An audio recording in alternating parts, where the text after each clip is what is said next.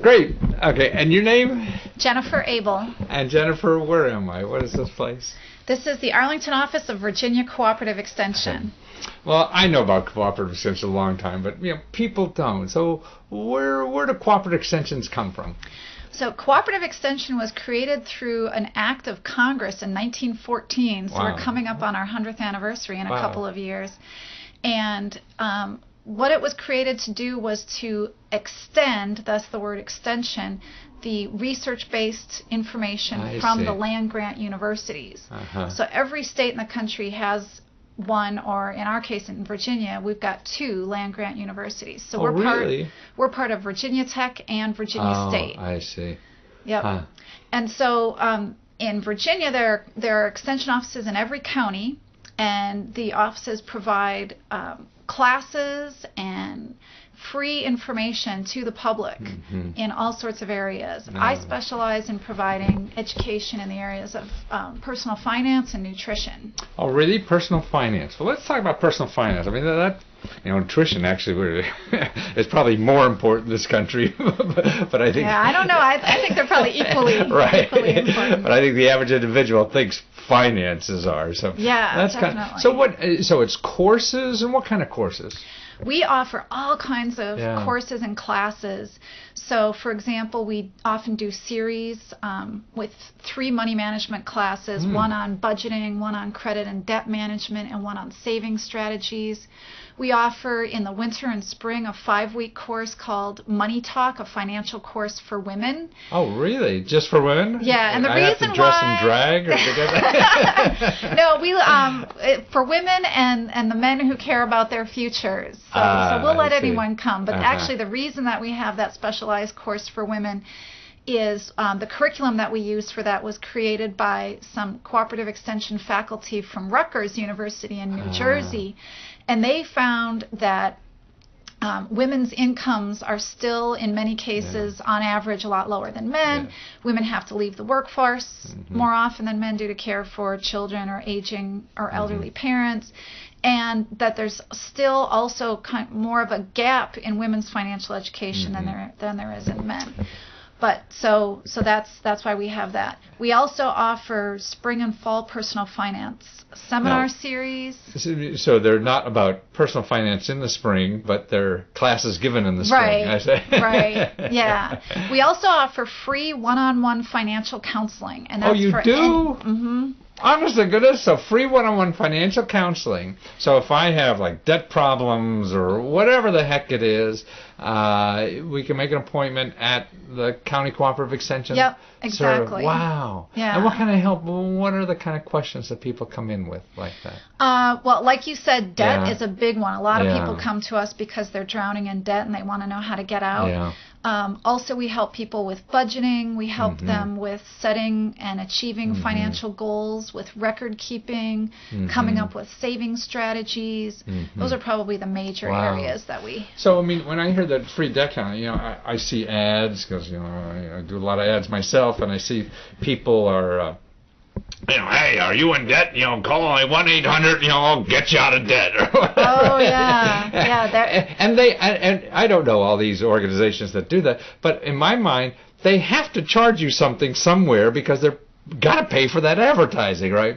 So if you call these people, it's going to be money somewhere coming from you, I would think. Well, in our case, the reason that our services are free is we're funded through state, local, and federal tax dollars. Right. So that's the No, cooperative. I don't see. That's what I mean. See, I'm talking about the options people see. Right. They don't know about you because you don't have ads. Right. But they know about these people are advertising. Yeah. And my fear, you call these people up, and one way or another, they're going to be getting money from you. They have to. Yeah. They have to pay for the ads. Well, unfortunately, there are a lot of unscrupulous debt counselors out there. There are also a lot of legitimate ones too that will charge you a monthly maintenance fee, and then they actually do help you get out of debt.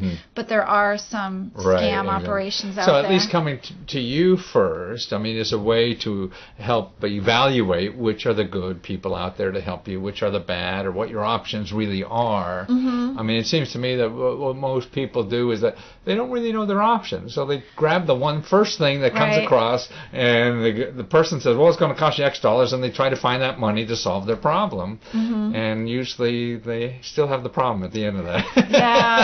Yeah, exactly. We really focus on educating people to be able to make good decisions on their own, because we don't want people to feel like they have to come to us indefinitely for help. So we really we help to outline the choices and options for them and help give them the information so that they can make educated decisions and feel confident about what they're doing. And also to help them feel confident when they're calling creditors or businesses and when they're negotiating on their own or trying to make decisions about which financial services they want to choose and which companies they want to go with. No, you're absolutely right. 'Cause I feel it, and it's the fear of the unknown, I think. So you're calling a creditor, you've never done this before, and you think that somehow if I say something wrong, they're going to throw me in jail, or all kinds of stuff goes through your head when you're behind the 8 ball, so to speak. Yeah. So you give them a little more courage about what to expect and things like that. And we'll even sit with them and make a call with them if they want. I see. Yeah. And usually, when we do that, then the creditor has to get their permission and has to know what that we're there and everything. But that helps them feel a little more secure. That's wonderful. Yeah, we'll do that. Goodness. Because I think if people don't, we're all in debt in one way or another, or all have troubles, and troubles are part of life. This is how life is. If you don't have any troubles, what the hell are you doing here? You're not really living. And it's just dealing with the reality of the problem. And I think so much of it is we try to think somebody on a white horse is going to come by and take all this monster away from you. Right, or that someone's going to wave a magic wand. Exactly, right, that kind of stuff. And it doesn't work. But I also feel that once you admit the problem and see it in black and white and have a strategy, it becomes easier. And the debt, the problem is lifted from your brain, and you start sleeping at night, even though you haven't solved it yet. But you see, you analyzed, you identified the problem instead of the unknown and worry, and at least gets rid of that worry, I feel. Yeah, exactly. And the people just need help. We all need help getting to that point. So I guess that's what you guys do to help you analyze the options. You got to choose an option, but the options, because everyone's thinking, well, there's that magic wand option. We're all waiting for it. Right. And one of the things that really allows us to be able to help so many people is that we utilize volunteers. So I train financial education volunteers, and then they're the ones who do a lot of that one-on-one counseling, and then they also help us to teach the classes. So that's how here in Arlington and Alexandria, our classes serve about 6,000 people a year in the area of finances, and then we provide counseling, one-on-one counseling, to about 150 people a year. So then another benefit, then you could be trained here to become a financial counselor. Right? Wow. Yeah. So what are the costs and all that? They take a course, like you have 4-session courses, 6-session courses, this kind of thing? Yeah, most of the courses are free. That Money Talk, the course that I mentioned for women, that one has a $25 cost. Wow, $25. Be careful out there. Yeah. For the 5 weeks. And that's only because there's a book that comes along with it. And so because we have to buy the book, we pass that cost along. Yeah. But I've had people who say, well, Rhett, I don't really want the book. I don't feel like I need the book. And I feel like I can get everything that I need through the classes, and plus they get copies of the handouts. And so if they don't want the book, then they don't have to pay anything. I see. Oh, I see. So it's free. Yeah. And the counseling, is there a charge for the counseling? No, the counseling's free. Yeah, and all the other classes that we provide are free. All the other financial ones are. Now, how about the counselors who get trained? Is there a charge to be trained at all? Not for the financial volunteer training, no. We don't charge them anything to get trained. Wow. And about 6,000 people go through these courses a year. And most of the agencies have something similar, the county extension services around the country? Yeah, they're all going to be a little bit different because it depends on the setting. And also, since the counties, in most cases, provide a third of the funding, they determine what. Right. They say, well, here are the kinds of programs that we want extension to provide in our localities. So you may not find financial education everywhere in every county in the country. But if it's not in that county, it's probably somewhere else in the state. So if you call your local county cooperative extension office, they should be able to refer you, or at least they'll be able to point you to some good publications, free publications that can help. Now, what are a couple of the misconceptions people have about their debt problem, that you've seen? People come in, I'm sure, with all kinds of ideas and stuff like that you've seen over the years. Yeah. So what are the common, misconceptions people have? Well, I guess a lot of time people are amazed that it's gotten so bad. I mean, sometimes people come in and we ask them ahead of time, do you know what your total debt is? And they might say, oh, yeah, I think it's a couple thousand. And then when we start going through, then we find out that it's a lot more than that. And so they're underestimating their problem. That happens a lot. Yeah, so that's one of the misconceptions. What your problem is probably worse than you think it is. So you better get your butt in here and handle this thing. Yeah. Maybe that's another coping mechanism we have as individuals. We say, oh, it's not so bad. So we could postpone, right? Right. And I think another misconception is people don't realize the impact of only making the minimum monthly payment on credit cards.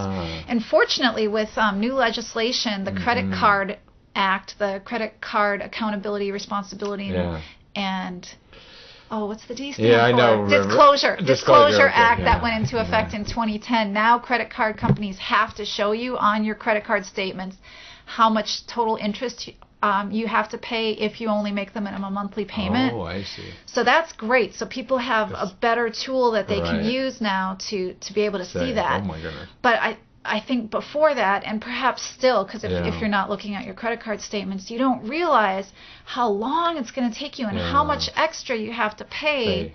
By just paying the minimum. Yeah, because if you're getting charged 14 or 18 or 21%, you're just going to have to pay a huge amount in interest. That's like the mafia. Double the money in 5 years or something like that. Yeah. And the same goes when people are buying cars. If they're getting a 5-year auto loan instead of getting a 3-year, the monthly payment is smaller, but they're going to end up paying a lot of extra interest over having that longer term. They're selling money out there, aren't they? You got to pay for that money. Right. Right, and that's what I always tell people when I use credit cards. I always pay my bill in full every month because I don't want to have to spend money to spend money. Exactly. I mean, so how about the misconceptions people have, like you say, calling the creditor and things like that? I mean, people have that fear, and why, do you think? Well, because it is true that the creditors won't always be able to work with you. Right. Like if you call and you ask for an interest rate decrease or a payment decrease, they're not always going to be able or willing to work out a new plan for you, especially if you're in default. If you've missed some payments, they're going to be reluctant to work with you. But if you've been paying on time, in a lot of cases you can call and you can negotiate to get your interest rate lowered. You might be able to negotiate a lower payment, although you mean like a forgiveness of some stuff, or what? Not a forgiveness, but like if right now you're paying 4% of your balance. That's what your minimum monthly payment is. Sometimes they can negotiate and they'll be willing to accept 2%, say, for a limited period of time. So your payment would go lower. And sometimes you can request a credit limit increase if you're getting close to the limit. I see. You can do so that. So there's ways to handle that, huh? Yeah, especially if you've been on time paying your bills. The credit card companies often How about you guys discuss the option of bankruptcy at all? We do, yeah. Now we're not lawyers, so we can't do much more than discuss the option, and then we refer people, if they're considering bankruptcy, to go and see an attorney. But we do talk to people about what it is and how there are 2 different kinds that individuals can file. They can file Chapter 7 and Chapter 13. We talk to people about the consequences of filing bankruptcy and which debts can be discharged through bankruptcy and which cannot.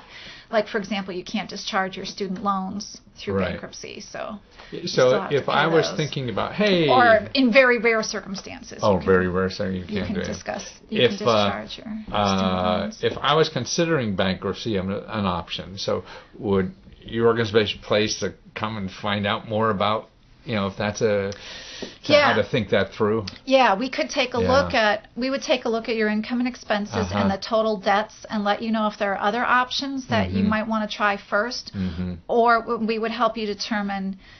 And we're never, again, because we're not attorneys, we're never going to say, yes, you better file bankruptcy, or, that's your only option. We wouldn't say that because we're not legal professionals. We're not really qualified to say that. But we would be able to say, here are all of the options. Here's what's going to happen with those options. Here's what's going to happen with bankruptcy. And in a lot of cases, if somebody's got so much debt and so little income that it really seems clear that bankruptcy is the only way out, then... Well, I guess that's, to me, we all make our own decisions, but we'd like an expert to do it because we're not sure of the implications. So if we had all that information, then we can make that decision, I would think. So what you're providing people is the information, so they control their own life and not have some expert control their life for them. Right. Exactly. And that seems, a more adult way of living than being, having some expert treat you like a child and, you better do this.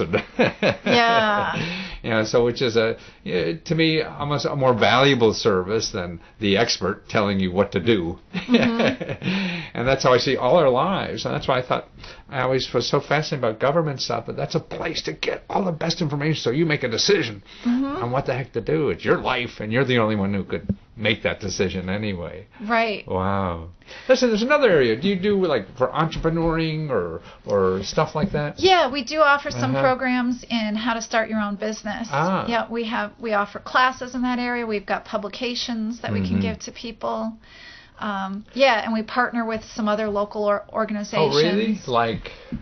For example, here in Arlington's county economic development department, they do a lot of entrepreneurship programs. So you would know the sources if you didn't have them, and so it's another place to touch base for, how can I help? How can I help to start a business? And there are also in this area, there are some micro business incubators, and so we can put people in touch with those, and we can help people if they want to get small business loans. The micro business incubators, are they government organizations or nonprofits? They're nonprofits. Oh, they are? Huh. Yeah. Huh. So they're getting subsidized somehow. They get grants. Yep, they get grants to subsidize those.